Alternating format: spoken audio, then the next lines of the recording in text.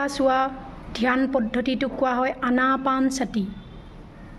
আনা মানে হৈছে উশাহ লোৱা, আপান মানে হৈছে নিশাহ এৰা, আৰু সতি মানে হৈছে তাৰ লগত থকা বা ইটো উশাহৰ পৰা সিটো উশাহৰ মাজৰ সময়খিনি। একান্ত মনেৰে নিজৰ উশাহ নিশাহ চাবলৈ যত্ন কৰা। উশাহে আমাক শৰীৰটো কেনেকৈ ঠাণ্ডা কৰি লৈ আহিছে আৰু মনটো আমাৰ শান্ত কৰি আনিছে। আৰু এই শান্ত সৌম্য চিত্ত মনৰ দ্বাৰা আমি যি কাৰ্য কৰিবলৈ বিচাৰোঁ সেই কাৰ্যতে আমি কৃতকাৰ্য লাভ কৰিব পাৰোঁ।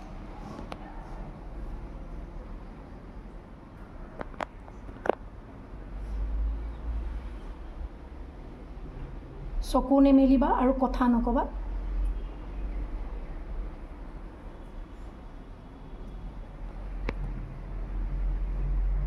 কথা ক'লে বেলেগৰ ডিষ্টাৰ্ব হ'ব।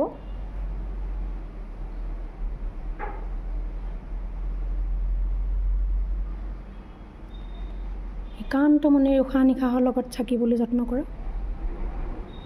আৰু মাত্ৰ 5 মিনিট সময়